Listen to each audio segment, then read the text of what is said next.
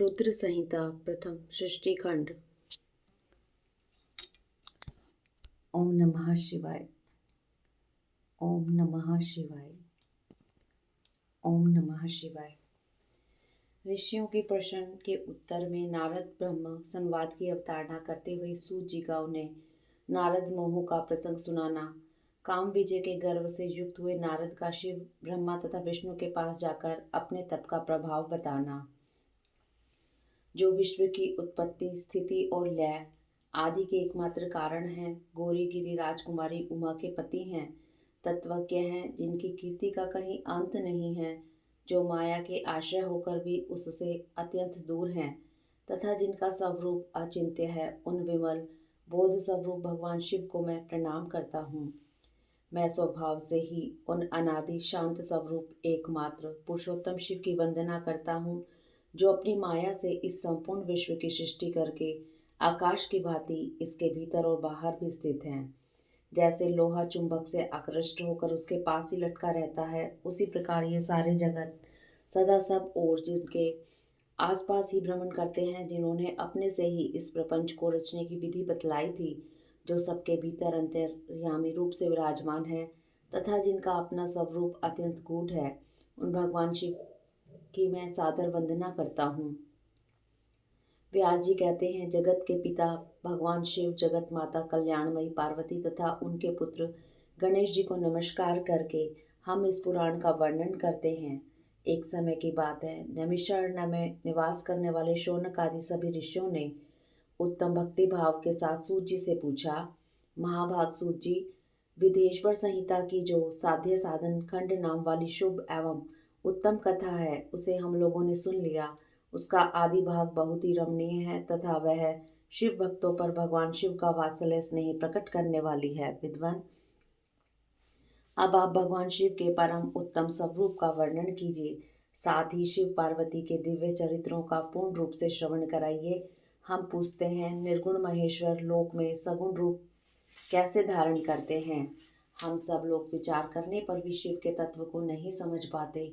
सृष्टि के पहले भगवान शिव किस प्रकार अपने स्वरूप में स्थित होते हैं, फिर सृष्टि के मध्य काल में वे भगवान किस तरह क्रीड़ा करते हुए सम्यक बर्ताव करते हैं, और सृष्टि कल्पांत होने पर वे महेश्वर देव किस रूप में स्थित रहते हैं।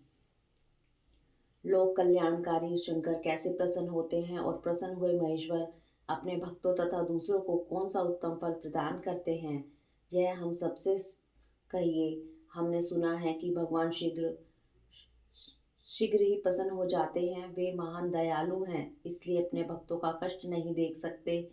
ब्रह्मा, विष्णु और महेश, ये तीनों देवता शिव के ही अंग से उत्पन्न हुए हैं। उनके प्राकट्य की कथा तथा उनके विशेष चरित्रों का वर्णन कीजिए। प्रभु, आप उमा के आविर्भाव और विवाह की भी कथा कहिए। विशेषतः उनके गृहस्थ धर्म का तथा अन्य लीलाओं का भी वर्णन कीजिए। निष्पाप सूत जी, हमारे प्रश्न के उत्तर में आपको ये सब तथा दूसरी बातें भी अवश्य कहनी चाहिए। सूत जी ने कहा, मुनीश्वरों, आप लोगों ने बड़ी उत्तम बात पूछी है। भगवान सदाशिव की कथा में आप लोगों की जो आंतरिक निष्ठा है, उसके लिए आप धन्यवाद के पात्र हैं। भगवान शंकर का गुण अनुवाद सात्विक, राजस और तामस तीनों ही प्रकृति के मनुष्यों को सदा आनंद प्रदान करने वाला है। पशुओं की हिंसा करने वाला निष्ठुर कसाई के सिवा दूसरा कौन पुरुष उन गुण अनुवाद को सुनने से ऊब सकता है? जिनके मन में कोई तृष्णा नहीं है, ऐसे महात्मा पुरुष भगवान शिव के उन गुणों का गान करते हैं, क्योंकि वह गुणावली संसार रूपी रोग की दवा है।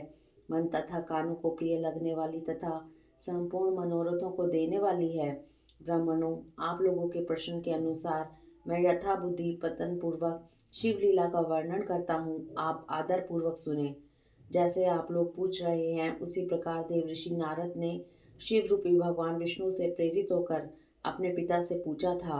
अपने पुत्र नारद का प्रश्न सुनकर शिव भक्त ब्रह्मा जी का चित्त प्रसन्न हो गया, और वे उन मुनि शिरोमणि को हर्ष प्रदान करते हुए प्रेम पूर्वक भगवान शिव के यश का गान करने लगे।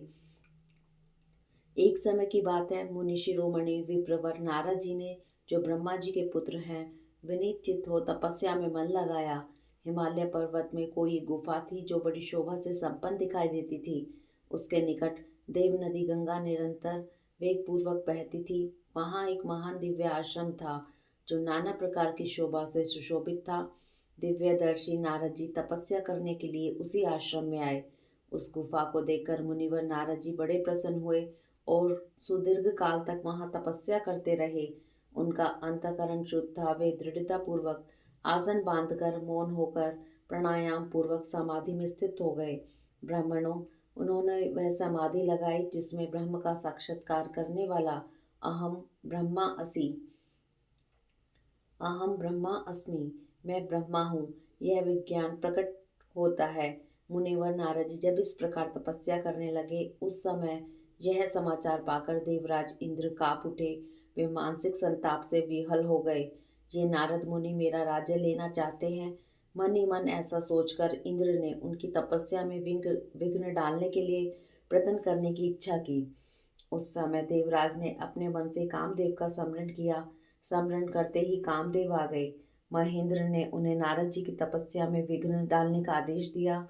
यह आज्ञा पाकर कामदेव वसंत को साथ ले बड़े गर्व से उस स्थान पर गए और वहां अपना उपाय करने लगे। उन्होंने वहां शीघ्र ही अपनी सारी कलाएं रच डाली। वसंत ने भी मदमत होकर अपना प्रभाव अनेक प्रकार से प्रकट किया। कामदेव और वसंत के अथक प्रयत्न करने पर भी नारद मुनि के चित्त में विकार नहीं उत्पन्न हुआ। महादेव जी के अनुग्रह से उन दोनों का गर्व चूर्ण हो गया। शौनक आदि महर्षियों, ऐसा होने में जो कारण था उसे आदरपूर्वक सुनो। महादेव जी की कृपा से ही नारद मुनि पर कामदेव का कोई प्रभाव नहीं पड़ा। पहले उसी आश्रम में कामशत्रु भगवान शिव ने उत्तम तपस्या की थी तथा वहीं उन्होंने मुनियों की तपस्या का नाश करने वाले कामदेव को शीघ्र ही भस्म कर डाला था। उस समय रति ने कामदेव को पुनः जीवित करने के लिए देवताओं से प्रार्थना की। तब देवताओं ने समस्त लोकों का कल्याण करने वाले भगवान शंकर से याचना की। उनके याचना करने पर वे बोले, देवताओं, कुछ समय व्यतीत होने के बाद कामदेव जीवित तो हो जाएंगे, परंतु यहाँ उनका कोई उपाय नहीं चल सकेगा। अमरगण यहाँ खड़े होकर लोग चारों ओर जितनी दूर तक की भूमि को नेत्र से देख पाते हैं, वहां तक कामदेव के बाणों का प्रभाव नहीं चल सकेगा, इसमें संशय नहीं है। भगवान शंकर की उस उक्ति के अनुसार उस समय वहां नारद जी के प्रति कामदेव का निजी प्रभाव मिथ्या सिद्ध हुआ। वे शीघ्र ही स्वर्ग लोक में इंद्र के पास लौट गए। वहां कामदेव ने अपना सारा वृतांत और मुनि का प्रभाव कह सुनाया। तत्पश्चात इंद्र की आज्ञा से वे वसंत के साथ अपने स्थान को लौट गए। उस समय देवराज इंद्र को बड़ा विस्मय हुआ। उन्होंने नारद जी की भूरी भूरी प्रशंसा की, परंतु शिव की माया से मोहित होने के कारण वे उस पूर्व वृतांत को स्मरण न कर सके। वास्तव में इस संसार के भीतर सभी प्राणियों के लिए शंभु की माया को जानना अत्यंत कठिन है। जिसने भगवान शिव के चरणों में अपने आप को समर्पित कर दिया है, उस भक्त को छोड़कर शेष सारा जगत उनकी माया से मोहित हो जाता है। नारद जी भी भगवान शंकर की कृपा से वहां चिरकाल तक तपस्या में लगे रहे। जब उन्होंने अपनी तपस्या को पूर्ण हुई समझा, तब वे मुनि उससे विरत हो गए। कामदेव पर मेरी विजय हुई ऐसा मानकर उन मुनीश्वर के मन में व्यर्थ ही गर्व हो गया। भगवान शिव की माया से मोहित होने के कारण उन्हें यथार्थ बात का ज्ञान नहीं रहा। वे यह नहीं समझ सके कि कामदेव के पराजित होने में भगवान शंकर का प्रभाव ही कारण है। उस माया से अत्यंत मोहित हो मुनि शिरोमणि नारद अपना काम विजय संबंधी वृतांत बतलाने के लिए तुरंत ही कैलाश पर्वत पर गए। उस समय वे विजय के मत से उन्मत्त हो रहे थे। वहां रुद्रदेव को नमस्कार करके गर्व से भरे हुए मुनि ने अपने आप को महात्मा मानकर तथा अपने ही प्रभाव से कामदेव पर अपनी विजय हुए समझकर उनसे सारा वृतांत कह सुनाया। यह सब सुनकर भक्त वत्सल भगवान शंकर ने नारद जी से, जो अपनी शिव की ही माया से मोहित होने के कारण काम विजय के यथार्थ कारणों को नहीं जानते थे और अपने विवेक को भी खो बैठे थे, कहा, तात नारद, तुम बड़े विद्वान हो, धन्यवाद के पात्र हो, परंतु मेरी यह बात ध्यान देकर सुनो। अब से फिर कभी ऐसी बात कभी कहीं नहीं कहना। विशेषतः भगवान विष्णु के सामने इसकी चर्चा कदापि न करना। तुमने मुझसे अपना जो वृतांत बताया है उसे पूछने पर भी दूसरों के सामने न कहना। यह सिद्धि संबंधी वृतांत सर्वदा गुप्त रखने योग्य है, उसे कभी किसी पर प्रकट नहीं करना चाहिए। तुम मुझे विशेष प्रिय हो, इसलिए अधिक और देकर मैं तुम्हें यह शिक्षा देता हूँ। कि इसे न कहने की आज्ञा देता हूँ, क्योंकि तुम भगवान विष्णु के भक्त हो और उनके भक्त होते हुए ही मेरे अत्यंत अनुगामी हो। इस प्रकार बहुत कुछ कहकर संसार की सृष्टि करने वाले भगवान रुद्र ने नारद जी को शिक्षा दी। अपने वृतांत को गुप्त रखने के लिए उन्होंने समझाया बुझा, परंतु वे शिव की माया से मोहित थे, इसलिए उन्होंने उनकी दी हुई शिक्षा को अपने लिए हितकर नहीं माना। तदंतर मुनि शिरोमणि नारद ब्रह्मलोक में गए। वहां ब्रह्मा जी को नमस्कार करके उन्होंने कहा, पिताजी, मैंने अपने तपोबल से कामदेव को जीत लिया है। उनकी यह बात सुनकर ब्रह्मा जी ने भगवान शिव के चरणारविंदों का चिंतन किया और सारा कारण जानकर अपने पुत्र को यह सब कहने से मना किया। परंतु नारद जी शिव की माया से मोहित थे, अतएव उनके चित्त में मद का अंकुर जम गया था। उनकी सारी बुद्धि मारी गई थी। इसलिए नारद जी अपना सारा वृत्तांत भगवान विष्णु के सामने कहने के लिए वहां से शीघ्र ही विष्णु लोक में गए। नारद मुनि को आते देख भगवान विष्णु बड़े आदर से उठे और शीघ्र ही आगे बढ़कर उन्होंने मुनि को हृदय से लगा लिया। मुनि के आगमन का क्या हेतु है, इसका उन्हें पहले ही पता था। नारद जी को अपने आसन पर बिठाकर भगवान शिव के चरणारविंदों का चिंतन करके श्री हरि ने उनसे पूछा, तात कहाँ से आते हो? यहाँ किस लिए तुम्हारा आगमन हुआ है? मुनिश्रेष्ठ, तुम धन्य हो। तुम्हारे शुभ आगमन से मैं पवित्र हो गया। भगवान विष्णु का यह वचन सुनकर गर्व से भरे हुए नारद मुनि ने मद से मोहित होकर अपना सारा वृतांत बड़े अभिमान के साथ कह सुनाया। नारद मुनि का वह अहंकार युक्त वचन सुनकर मन ही मन भगवान विष्णु ने उनकी काम विजय के यथार्थ कारण को पूर्ण रूप से जान लिया। तत्पश्चात श्री विष्णु बोले, मुनिश्रेष्ठ, तुम धन्य हो, तपस्या के तो भंडार ही हो। तुम्हारा हृदय भी बड़ा उदार है। जिसके भीतर भक्ति, ज्ञान और वैराग्य नहीं होते, उसी के मन में समस्त दुखों को देने वाले काम, मोह आदि विकार शीघ्र उत्पन्न होते हैं। तुम तो नैष्ठिक ब्रह्मचारी हो और सदा ज्ञान वैराग्य से युक्त रहते हो, फिर तुम में काम विकार कैसे आ सकता है? तुम तो जन्म से ही निर्विकार तथा शुद्ध बुद्धि वाले हो। श्री हरि की कही हुई ऐसी बात सुनकर मुनि शिरोमणि नारद जोर जोर से हंसने लगे और मन ही मन भगवान को प्रणाम करके इस प्रकार बोले, स्वामी, जब मुझ पर आपकी कृपा है, तब बेचारा कामदेव आपका क्या प्रभाव दिखा सकता है? ऐसा कहकर भगवान के चरणों में मस्तक झुकाकर इच्छानुसार विचरने वाले नारद मुनि वहां से चले गए।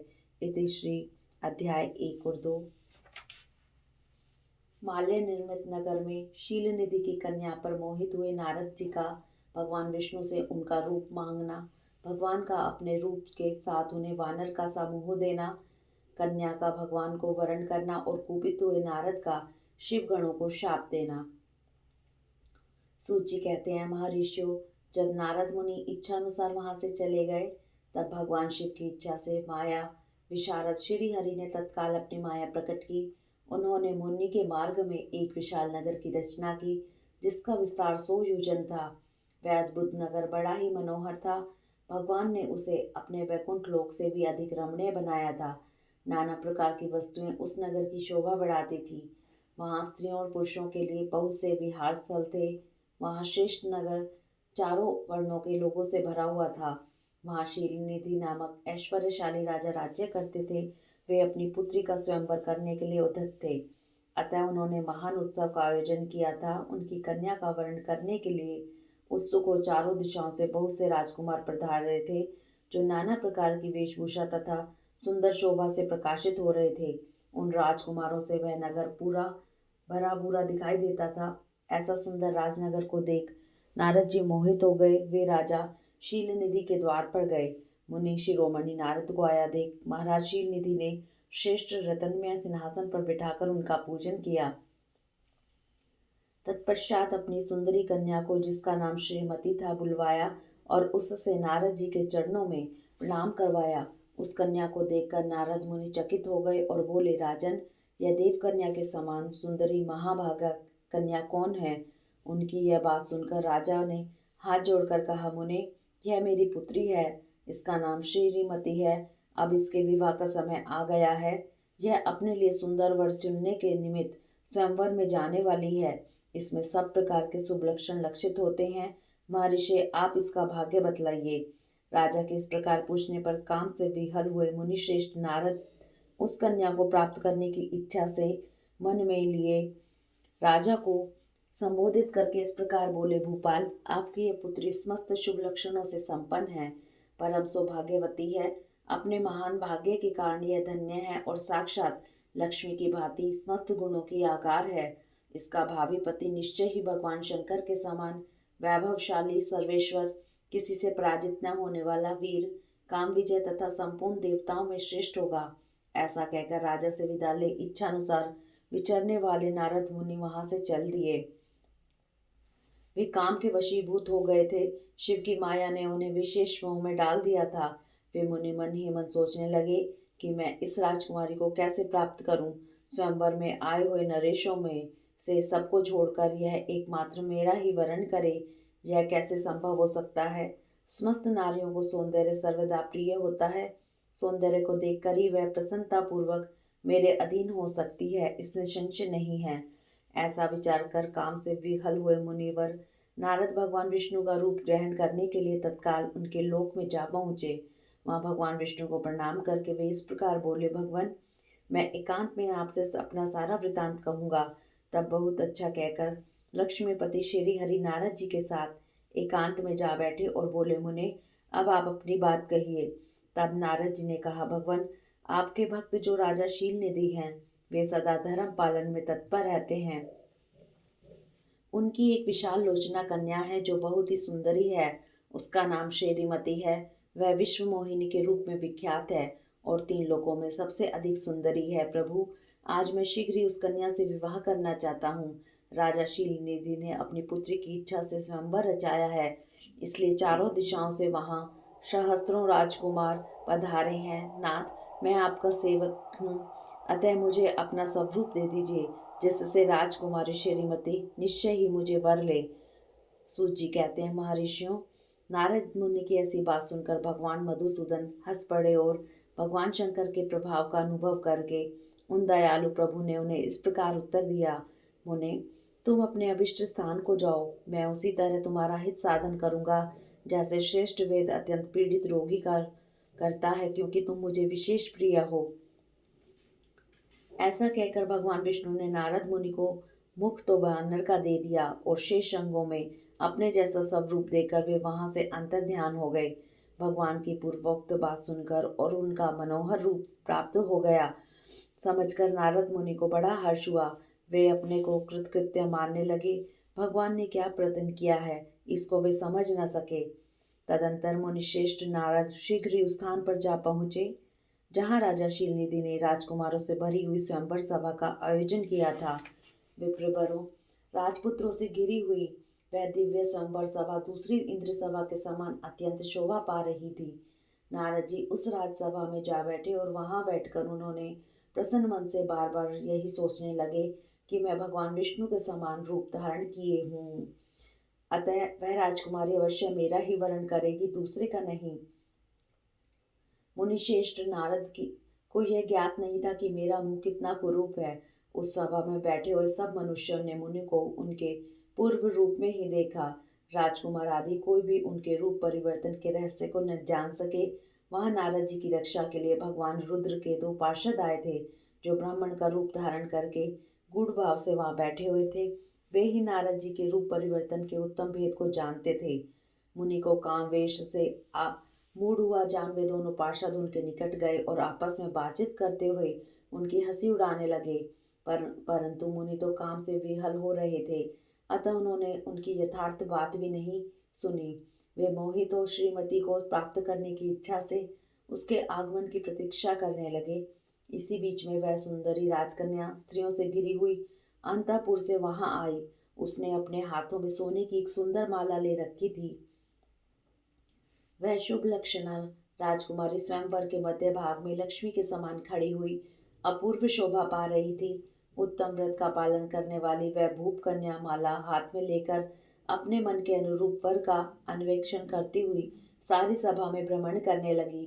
नारद मुनि का भगवान विष्णु के समान शरीर और वानर जैसा मुख देखकर वह कुपित हो गई और उसकी ओर से दृष्टि हटाकर प्रसन्न मन से दूसरी ओर चली गई। स्वयंवर सभा में अपने मनोवांछित वर को न देखकर वह भयभीत हो गई। राजकुमारी उस सभा के भीतर चुपचाप खड़ी रह गई। उससे किसी के गले में माला नहीं डाली गई। इतने में ही राजा के समान वेशभूषा धारण किए भगवान विष्णु वहां आ पहुंचे। दूसरे लोगों ने उनको वहां नहीं देखा, केवल उस कन्या की ही दृष्टि उन पर पड़ी। भगवान को देखते ही उस परम सुंदरी राजकुमारी का मुख प्रसन्नता से खिल उठा। उसने तत्काल ही उनके कंठ में वह माला पहना दी। राजा का रूप धारण करने वाले भगवान विष्णु उस राजकुमारी को साथ लेकर तुरंत अदृश्य हो गए और अपने धाम में जा पहुंचे। इधर सब राजकुमार श्रीमती की ओर से निराश हो गए। नारद मुनि तो काम वेदना से आतुर हो रहे थे, इसलिए वे अत्यंत विहल उठे। तब वे दोनों विप्र रूपधारी ज्ञान विशारद रुद्रगण काम विहल नारद जी से उसी क्षण बोले, हे नारद, हे मुने, तुम व्यर्थ ही काम से मोहित हो रहे हो और सौंदर्य के बल से राजकुमारी को पाना चाहते हो। अपना वानर के समान घृणित मुंह तो देख लो। सूची कहते हैं, महर्षियों, उन रुद्रगण का यह वचन सुनकर नारद जी को बड़ा विस्मय हुआ। वे शिव की माया से मोहित थे। उन्होंने दर्पण में अपना मुंह देखा। वानर के समान अपना मुंह देख ले वे तुरंत ही क्रोध से जल उठे और माया से मोहित होने के कारण उन दोनों शिवगणों को वहां शाप देते हुए बोले, अरे, तुम दोनों ने मुझ ब्राह्मण का उपहास किया है, अतः तुम ब्राह्मणों के वीर्य से उत्पन्न राक्षस हो जाओ। ब्राह्मण की संतान होने पर भी तुम्हारे आकार राक्षस के समान ही होंगे। इस प्रकार अपने लिए शाप सुनकर वे दोनों ज्ञान शिरोमणि शिवगण मुनि को मोहित जानकर कुछ नहीं बोले। ब्राह्मणों, वे सदा सब घटनाओं में भगवान शिव की ही इच्छा मानते हैं, अतः उदासीन भाव से अपने स्थान को चले गए और भगवान शिव की स्तुति करने लगे। इति श्री अध्याय 3 समाप्त। सूची कहते हैं, महर्षियों, माया मोहित नारद मुनि उन दोनों शिवगणों को यथोचित शाप देकर भी भगवान शिव के इच्छावश मोह निद्रा से जाग न उठे। वे भगवान विष्णु के किए हुए कपट को याद करके मन में दुस्सह क्रोध लिए विष्णु लोक को गए और समिधा पाकर प्रज्वलित हुए अग्नि की भांति क्रोध से जलते हुए बोले। उनका ज्ञान नष्ट हो गया था, इसलिए वे दुर्वचनपूर्ण व्यंग्य सुनाने लगे। नारद जी ने कहा, हरे, तुम बड़े दुष्ट हो, कपटी हो, समस्त विश्व को मोह में डाले रहते हो। दूसरे का उत्साह या उत्कर्ष तुमसे सहा नहीं जाता। तुम मायावी हो, तुम्हारे अंतकरण मलिन हैं। पूर्व काल में तुम्ही ने मोहिनी रूप धारण करके कपट किया, असुरों को वारुणी मदिरा पिलाई, उन्हें अमृत नहीं पीने दिया। छल कपट में ही अनुराग रखने वाले हरे, यदि महेश्वर रुद्र दया करके विष न पी लेते तो तुम्हारी सारी माया उसी दिन समाप्त हो जाती। विष्णुदेव, कपट पूर्ण चाल तुम्हें अधिक प्रिय है। तुम्हारा स्वभाव अच्छा नहीं है, तो भी भगवान शंकर ने तुम्हें स्वतंत्र बना दिया है। तुम्हारी इस चाल ढाल को समझकर अब वे भगवान शिव भी पश्चाताप करते होंगे। अपनी वाणी रूप वेद की प्रामाणिकता स्थापित करने वाले महादेव जी ने ब्राह्मण को सर्वोपरि बताया है। हरे, इस बात को जानकर आज मैं बलपूर्वक तुम्हें ऐसी सीख दूंगा जिससे तुम फिर कभी ऐसा कोई कर्म नहीं कर सकोगे। अब तक तुम्हें किसी शक्तिशाली या तेजस्वी पुरुष से पाला नहीं पड़ा था, इसलिए आज तक तुम निडर बने हुए हो, परंतु विष्णु, अब तुम्हें अपनी करनी का पूरा पूरा फल मिलेगा। भगवान विष्णु से ऐसा कहकर माया मोहित नारद मुनि अपने ब्रह्म तेज का प्रदर्शन करते हुए क्रोध से खिन्न हो उठे और शाप देते हुए बोले, विष्णु, तुमने स्त्री के लिए मुझे व्याकुल किया है। तुम इसी तरह सबको मोह में डालते रहते हो। यह कपटपूर्ण कार्य करते हुए तुमने जिस स्वरूप से मुझे संयुक्त किया था, उसी स्वरूप से तुम मनुष्य हो जाओ और स्त्री के वियोग का दुख भोगो। तुमने जिन वानरों के समान मेरा मुंह बनाया था, वे ही उस समय तुम्हारे सहायक हों। तुम दूसरों को स्त्री विरह का दुख देने वाले हो, अतः स्वयं भी तुम्हें स्त्री के वियोग का दुख प्राप्त हो।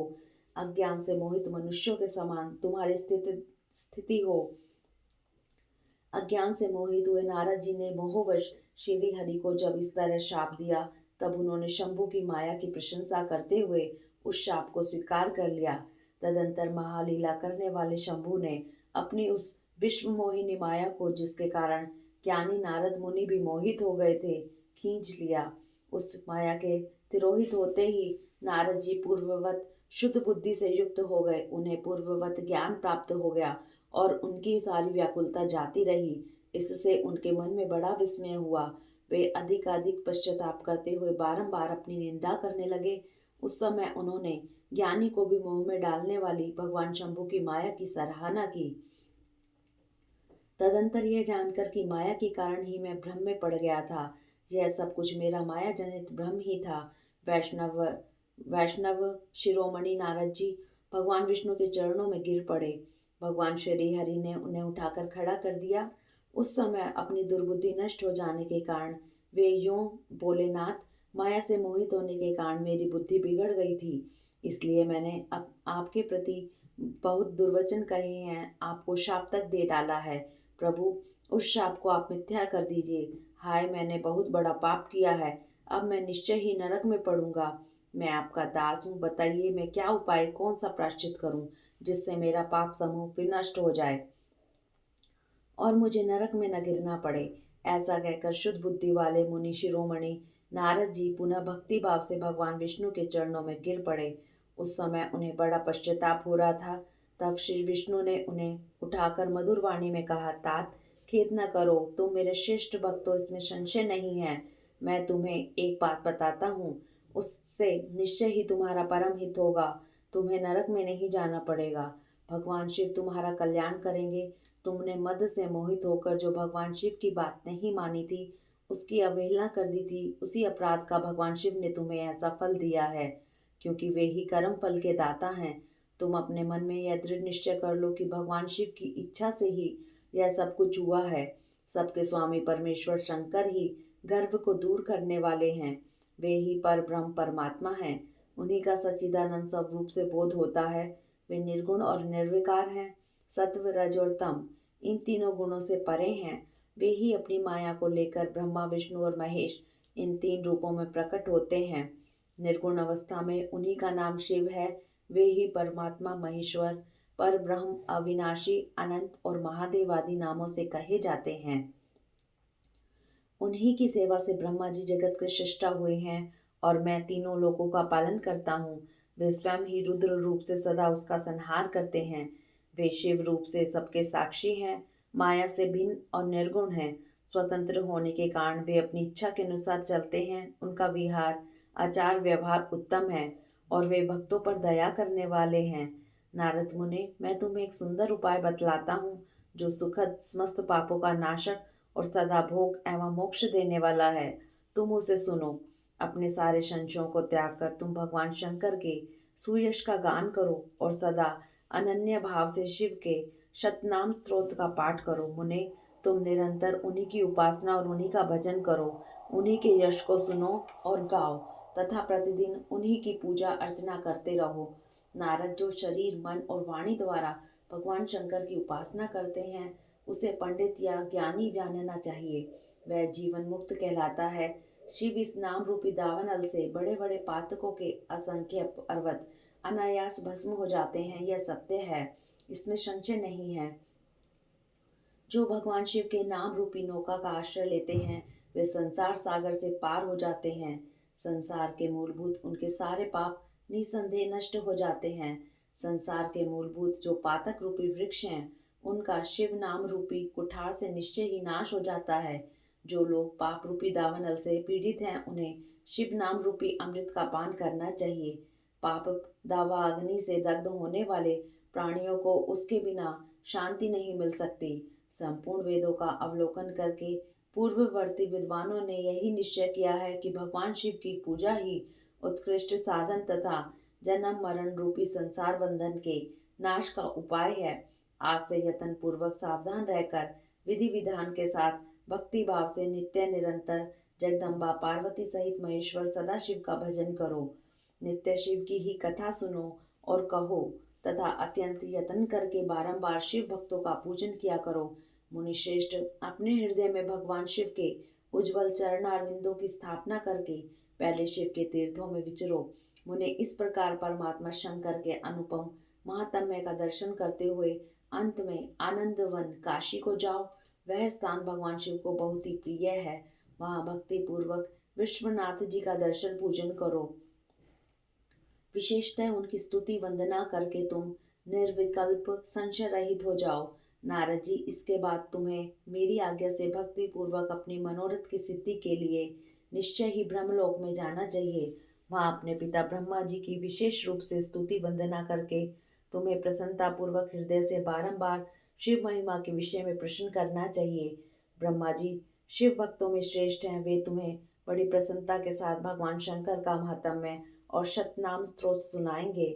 मुने, आज से तुम शिव आराधन में तत्पर रहने वाले शिव भक्त हो जाओ और विशेष रूप से मोक्ष के भागी बनो। भगवान शिव तुम्हारा कल्याण करेंगे।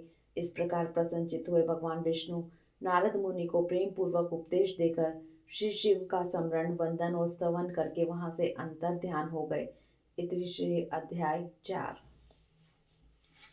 नारद जी का शिव तीर्थों में भ्रमण, शिव गणों की शाप उद्धार की बात बताना तथा ब्रह्मलोक में जाकर ब्रह्मा जी से शिव तत्व के विषय में प्रश्न करना।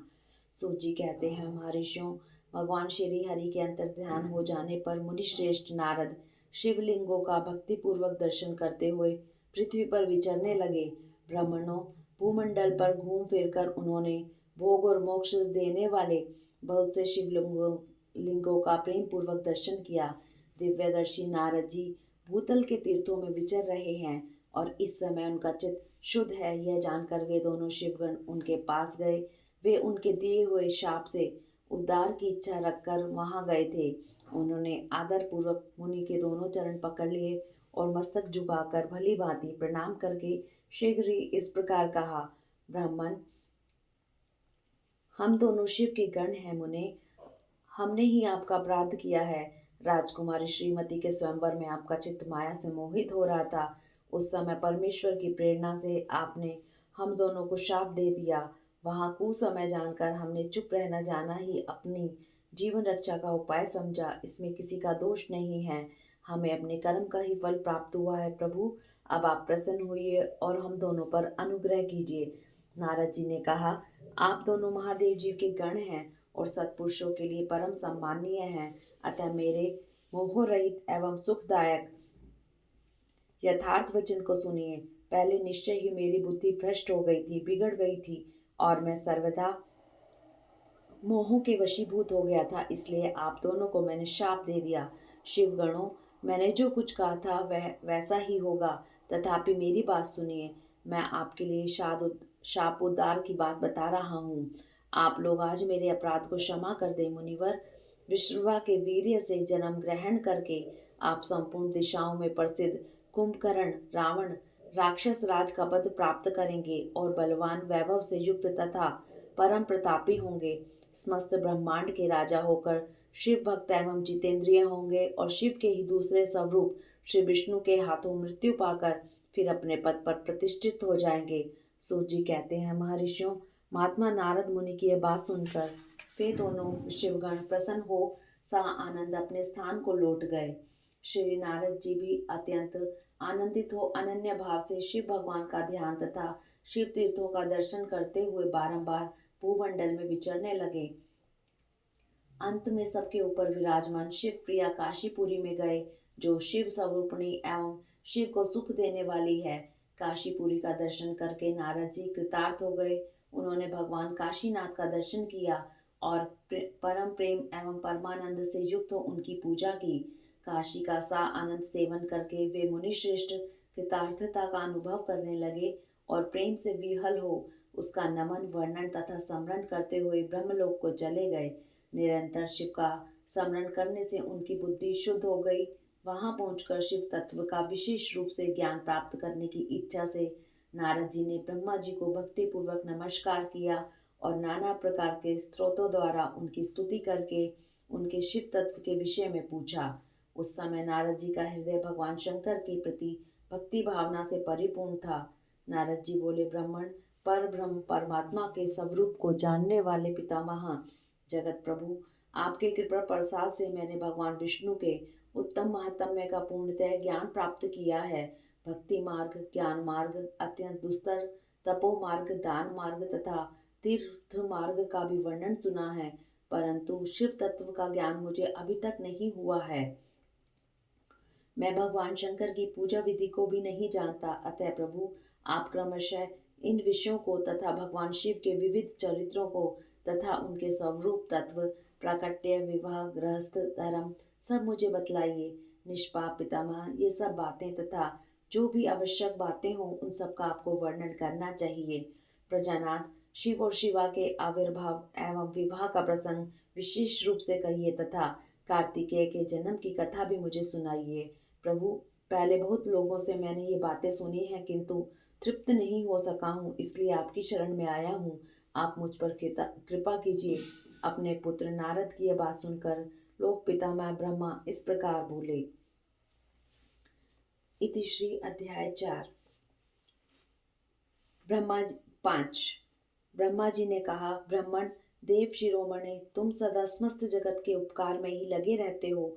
तुमने लोगों के हित की कामना से बहुत उत्तम बात पूछी है, जिसके सुनने से संपूर्ण लोगों के समस्त पापों का क्षय हो जाता है। उस अनाया में शिव तत्व का मैं तुमसे वर्णन करता हूँ। शिव तत्व का स्वरूप बड़ा ही उत्कृष्ट और अद्भुत है। जिस समय समस्त चराचर जगत नष्ट हो गया था, सर्वत्र केवल अंधकार ही अंधकार था। न सूर्य दिखाई देते थे, न चंद्रमा। अन्य अन्य ग्रहों और नक्षत्रों का भी पता नहीं था। न दिन होता था न रात। अग्नि, पृथ्वी, वायु और जल की भी सत्ता नहीं थी। प्रधान तत्व अव्यक्त अकृत प्रकृति से रहित सूना आकाश मात्र शेष था। दूसरे किसी तेज की उपलब्धि नहीं होती थी। अदृष्ट आदि का भी अस्तित्व नहीं था। शब्द और स्पर्श भी साथ छोड़ चुके थे। गंध और रूप की भी अभिव्यक्ति नहीं होती थी। रस का भी अभाव हो गया था। दिशाओं का भी भान नहीं होता था। इस प्रकार सब और निरंतर सूची भेद घोर अंधकार फैला हुआ था। उस समय तत्सद ब्रह्म इस श्रुति में जो सत्य सुना जाता है, एकमात्र वही शेष था। जब यह वह ऐसा जो इत्यादि रूप से निर्दिष्ट होने वाला भाव अभावात्मक जगत नहीं था, उस समय एकमात्र वह सत्य ही शेष था, जिसे योगी जन अपने हृदय आकाश के भीतर निरंतर देखते हैं। वह सतत्व मन का विषय नहीं है। वाणी की भी वहां तक कभी पहुंच नहीं होती। वह नाम तथा रूप रंग से भी शून्य है। वह न स्थूल है, न कृष्ण, न हस्व है, न दीर्घ, न लघु है और न गुरु। उसमें न कभी बुद्धि होती है न हास। श्रुति भी उसके विषय में चकित भाव से है। इतना ही कहती है, अर्थात उसकी सत्ता मात्र का ही निरूपण कर पाती है। उसका कोई विशेष विवरण देने में असमर्थ हो जाती है। वह सत्य ज्ञान स्वरूप अनंत परमानंद में परम ज्योति स्वरूप अप्रमेय आधार रहित निर्विकार निराकार निर्गुण योगी गम्य सर्वव्यापी सबका एकमात्र कारण निर्विकल्प निराअंब माया शून्य उपद्रव रहित अद्वितीय अनादि अनंत असंकोच विकास से शून्य तथा चिन्मय है। जिस पर ब्रह्म के विषय में ज्ञान और अज्ञान से पूर्ण उक्तियों द्वारा इस प्रकार विकल्प किए जाते हैं, उसमें कुछ काल के बाद सृष्टि का समय आने पर द्वितीय की इच्छा प्रकट की। उसके भीतर एक से अनेक होने का संकल्प उदित हुआ। तब उस निराकार परमात्मा ने अपनी लीला शक्ति से अपने लिए मूर्ति आकार की कल्पना की। वह मूर्ति संपूर्ण ऐश्वर्य गुणों से संपन्न, सर्वज्ञानमयी, शुभ स्वरूपा, सर्वव्यापिनी, सर्वरूपा, सर्वदर्शनी, सर्वकारिणी, सबकी एकमात्र वंदनिया, सर्वधा सब कुछ देने वाली और संपूर्ण संस्कृतियों का केंद्र थी। उस शुद्ध रूपिणी ईश्वर मूर्ति की कल्पना करके वह अद्वितीय अनादि अनंत सर्व प्रकाशक चिन्मय सर्वव्यापी और अविनाशी पर ब्रह्म अंतर्हित हो गया।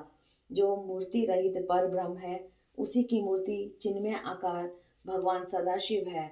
अर्वाचीन और प्राचीन विद्वान उन्हीं को ईश्वर कहते हैं। उस समय एकाकी रहकर स्वे इच्छानुसार विहार करने वाले उन सदाशिव ने अपने विग्रह से स्वयं ही एक स्वरूप भूता शक्ति की सृष्टि की, जो उनके अपने श्री अंग से कभी अलग होने वाली नहीं थी। उस पराशक्ति को प्रधान प्रकृति गुणवती माया बुद्धि तत्व की जननी तथा विकार रहित बताया गया है। वह शक्ति अंबिका कही गई है। उसी को प्रकृति सर्वेश्वरी त्रिदेव जननी नित्या और मूल कारण भी कहते हैं। सदाशिव द्वारा प्रकट की गई उस शक्ति के 8 भुजाएं हैं। उस शुभ लक्षणा देवी के मुख की शोभा विचित्र है। वह अकेली ही अपने मुखमंडल में सदा एक सहस्त्र चंद्रमाओं की कांति धारण करती है। नाना प्रकार के आभूषण उसके श्री अंगों की शोभा बढ़ाते हैं। वह देवी नाना प्रकार की गतियों से संपन्न है और अनेक प्रकार के अस्त्र शस्त्र धारण करती है। उसके खुले हुए नेत्र खिले हुए कमल के समान जान पड़ते हैं। वह अचिंत्य तेज से जगमगाती है। वह सबकी योनि है और सदा उद्यमशील रहती है। एकाकिनी होने पर भी वह माया संयोग वशात अनेक हो जाती है। वे जो सदाशिव हैं उन्हें परम पुरुष ईश्वर शिव शंभु और महेश्वर कहते हैं। वे अपने मस्तक पर आकाश गंगा को धारण करते हैं।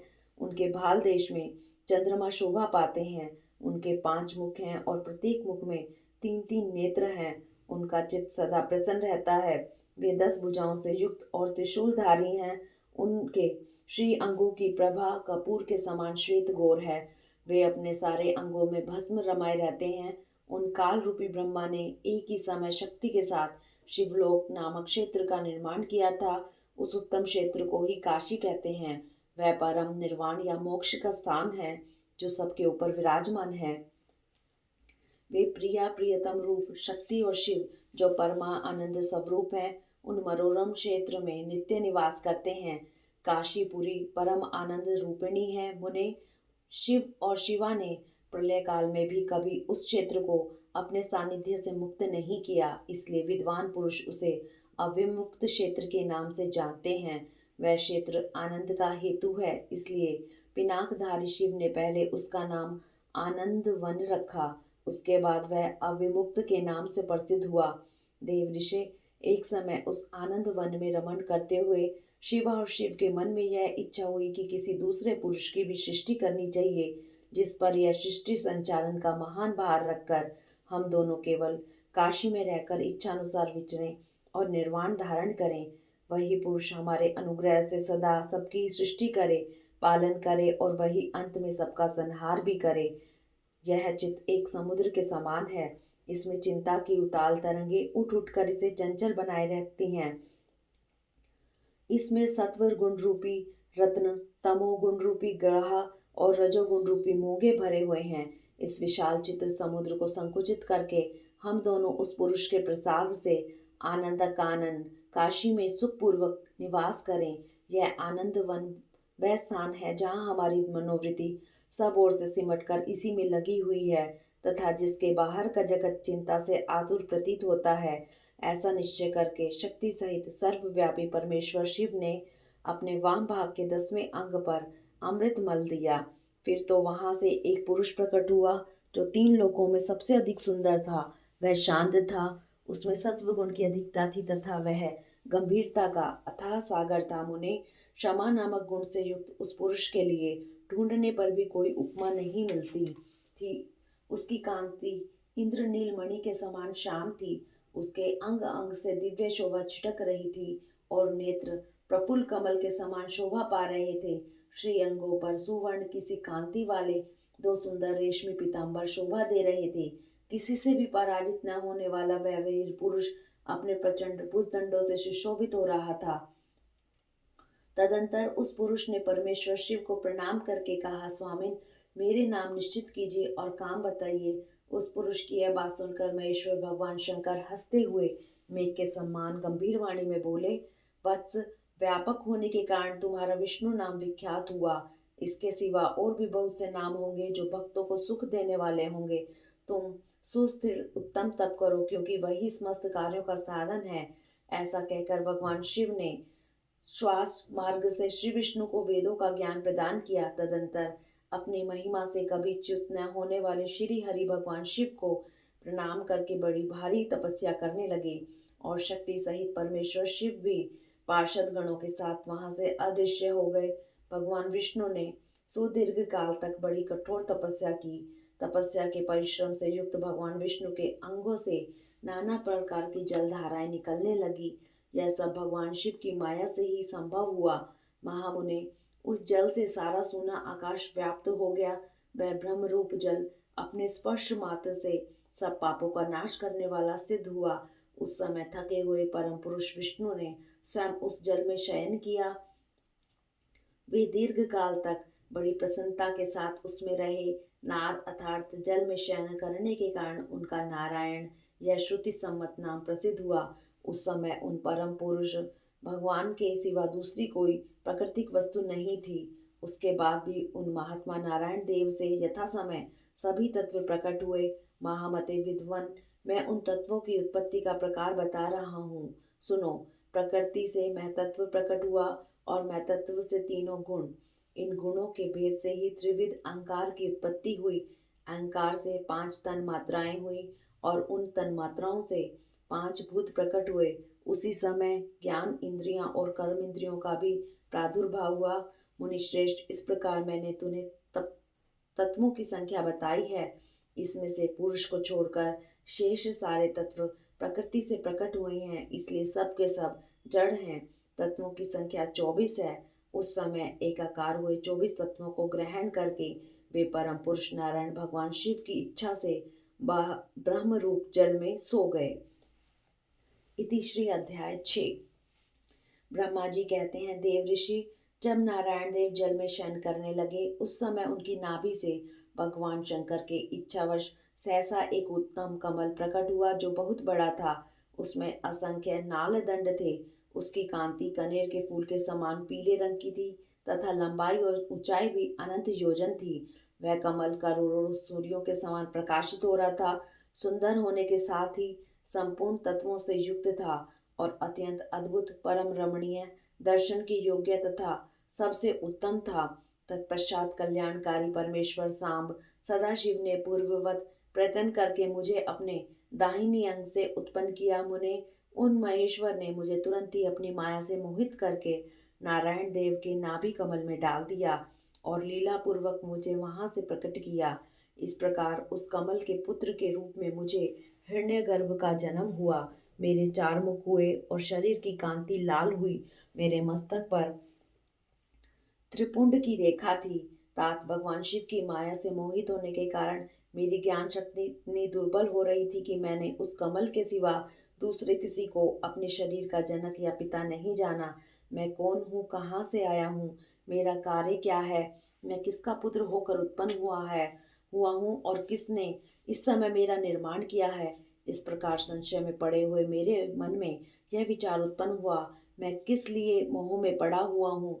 जिसने मुझे उत्पन्न किया है उसका पता लगाना तो बहुत सरल है। उस कमल पुष्प का जो पत्र युक्त नाल है उसका उद्गम स्थान इस जल के भीतर नीचे की ओर है।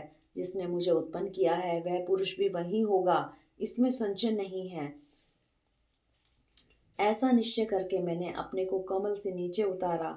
मुने, मैं उस कमल की एक नाल में गया और सैकड़ों वर्षों तक वहां भ्रमण करता रहा, किंतु कहीं भी उस कमल के उद्गम का उत्तम स्थान मुझे नहीं मिला। तब पुनः संशय में पड़कर मैं उस कमल नाल पर जाने को उत्सुक हुआ और नाल के मार्ग से उस कमल पर चढ़ने लगा। इस तरह बहुत ऊपर जाने पर भी मैं उस कमल के कोश को न पा सका। उस दशा में मैं और भी मोहित हो उठा।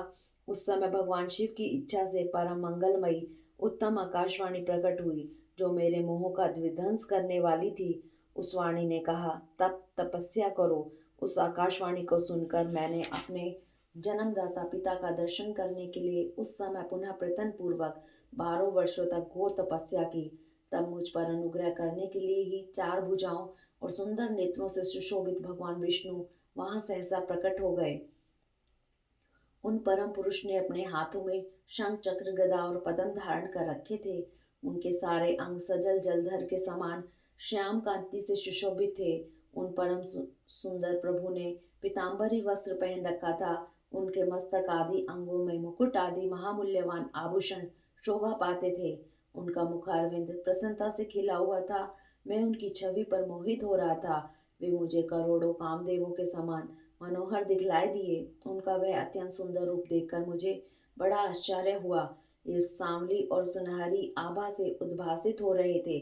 उस समय उन सद सत स्वरूप सर्वात्मा 4 भुजा धारण करने वाले महाबाहु नारायण देव को वहां उस रूप में अपने साथ देखकर मुझे बड़ा हर्ष हुआ।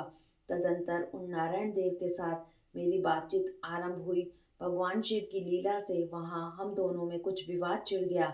इसी समय हम लोगों के बीच में एक महान अग्निस्तंभ ज्योतिर्मय लिंग प्रकट हुआ।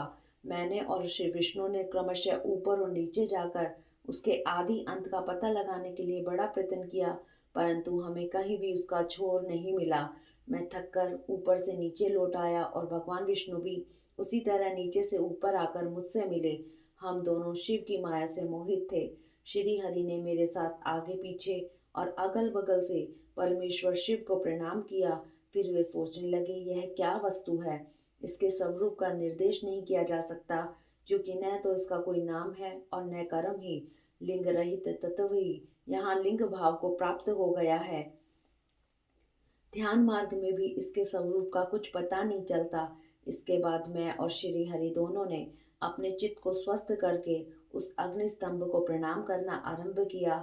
हम दोनों बोले, महाप्रभु, हम आपके स्वरूप को नहीं जानते। आप जो कोई भी क्यों ना हो, आपको हमारा नमस्कार है। महेशान, आप शीघ्र ही हमें अपने यथार्थ रूप का दर्शन कराइए। इस प्रकार अहंकार से आविष्ट हुए हम दोनों भी वहां नमस्कार करने लगे। ऐसा करते हुए हमारे 100 वर्ष बीत गए। इति श्री 7वां अध्याय। ब्रह्मा और विष्णु को भगवान शिव के शब्द में शरीर का दर्शन। ब्रह्मा जी कहते हैं, मुनि श्रेष्ठ नारद, इस प्रकार हम दोनों देवता गर्व रहित हो निरंतर प्रणाम करते रहे। हम दोनों के मन में एक ही अभिलाषा थी कि इस ज्योतिर्लिंग के रूप में प्रकट हुए परमेश्वर प्रत्यक्ष दर्शन दे। भगवान शंकर दीनों के प्रतिपालक, अहंकारियों का गर्व चूर्ण करने वाले तथा सबके अविनाशी प्रभु हैं। वे हम दोनों पर दयालु हो गए। उस समय वहां उन श्रेष्ठ से ओम ओम ऐसा शब्द रूप नाद प्रकट हुआ जो स्पष्ट रूप से सुनाई देता था। वह नाद पलुत स्वर में अभिव्यक्त हुआ था। जोर से प्रकट होने वाले उस शब्द के विषय में यह क्या है ऐसा सोचते हुए समस्त देवताओं के आराध्य भगवान विष्णु मेरे साथ संतुष्ट चित्त से खड़े रहे। वे सर्वदा वैर भाव से रहित थे। उन्होंने लिंग के दक्षिण भाग में सनातन आदि वर्ण आकार का दर्शन किया, उत्तर भाग में उकार का, मध्य भाग में मकार का और अंत में ओम इस नाद का साक्षात दर्शन एवं अनुभव किया। दक्षिण भाग में प्रकट हुए आदि वर्ण आकार को सूर्यमंडल के समान तेजों में देखकर जब उन्होंने उत्तर भाग में दृष्टिपात किया, तब वहां उकार वर्ण अग्नि के समान दीप्तिशाली दिखाई दिया। मुनिश्रेष्ठ, इसी तरह उन्होंने मध्य भाग में मकार को चंद्रमंडल के समान उज्जवल कांति से प्रकाशमान देखा। तदंतर जब उसके ऊपर दृष्टि डाली, तब शुद्ध सफेक्टिक मणि के समान निर्बल प्रभा से युक्त, तुर्य अतीत, अमल निष्कल, निरुपद्रव, निर्द्वंद, अद्वितीय, शून्य में बाह्य और अभ्यंतर के भेद से रहित, बाह्य अभ्यंतर भेद से युक्त, जगत के भीतर और बाहर स्वयं ही स्थित, आदि मध्य और अंत से रहित, आनंद के आदि कारण तथा सबसे परम आश्रय, सत्य, आनंद एवं अमृत स्वरूप पर ब्रह्म का दर्शन किया। उस समय श्री हरि सोचने लगे कि यह अग्निस्तंभ यहाँ कहाँ से प्रकट हुआ है। हम दोनों फिर इसकी परीक्षा करें। मैं इस अनुपम अनल स्तंभ के नीचे जाऊंगा। ऐसा विचार करते हुए श्री हरि ने वेद और शब्द दोनों के आवेश से युक्त विश्वात्मा शिव का चिंतन किया। तब वहां एक ऋषि प्रकट हुए जो ऋषि समूह के परम पार रूप माने जाते हैं। उन्हीं ऋषि के द्वारा परमेश्वर श्री विष्णु ने जाना कि इस शब्द ब्रह्म में शरीर वाले परम लिंग के रूप में साक्षात पर ब्रह्म स्वरूप महादेव जी ही यहाँ प्रकट हुए हैं। ये चिंता रहित अथवा अचिंत्य रुद्र हैं। जहाँ जाकर मन सहित वाणी उसे प्राप्त किए बिना ही लौट आती है। उस पर ब्रह्म परमात्मा शिव का वाचक एकाक्षर प्रणव ही है। इसके वाच्यार्थ रूप है वह परम कारण हृत सत्य आनंद एवं अमृत स्वरूप परात्पर पर ब्रह्म एकाक्षर का वाच्य है। प्रणव के एक अक्षर आकार से जगत के बीजभूत अंडज जन्मा भगवान ब्रह्मा का बोध कराते हैं और उसके दूसरे एक अक्षर उकार से परम कारण रूप श्री हरि का बोध होता है और तीसरे एक अक्षर मकार से भगवान नील लोहित शिव का ज्ञान होता है। अकार सृष्टि करता तथा उकार मोह में डालने वाला है और मकार नित्य अनुग्रह करने वाला है। मकार बोध सर्वव्यापी शिव बीजी है और आकार संज्ञक मुझ ब्रह्मा को बीज कहते हैं।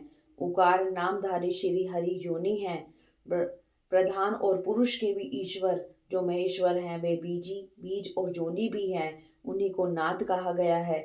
उनके भीतर सबका समावेश है। बीजी अपनी इच्छा से ही अपने बीज को अनेक रूपों में विभक्त करके स्थित है। इस बीजी भगवान महेश्वर के लिंग से आकार रूप बीज उत्पन्न हुआ है, जो उकार रूप योनि में स्थापित होकर सब ओर बढ़ने लगा। वह स्वर्ण में अंड के रूप में ही बताने योग्य था, उसका और कोई विशेष लक्षण नहीं लक्षित होता था। वह दिव्य अंड अनेक वर्षों तक जल में ही स्थित रहा। तदंतर 1000 वर्ष के बाद उस अंड के 2 टुकड़े हो गए। जल में स्थित हुआ वह अंड अजन्मा ब्रह्मा जी की उत्पत्ति का स्थान था और साक्षात महेश्वर के आघात से ही फूटकर 2 भागों में बट गया था। उस अवस्था में उसका ऊपर स्थित हुआ सुवर्ण में कपाल बड़ी शोभा पाने लगा। वही धूलोक के रूप में प्रकट हुआ तथा उसका दूसरा नीचे वाला कपाल वही वह 5 लक्षणों से युक्त पृथ्वी है।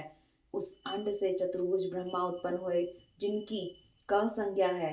वे समस्त लोगों के सृष्टा हैं। इस प्रकार वे भगवान महेश्वर ही आ, उ और म इन त्रिविध रूपों में वर्णित हुए हैं। इसी अभिप्राय से उन ज्योतिर्लिंग स्वरूप सदाशिव ने ओम ऐसा कहा है।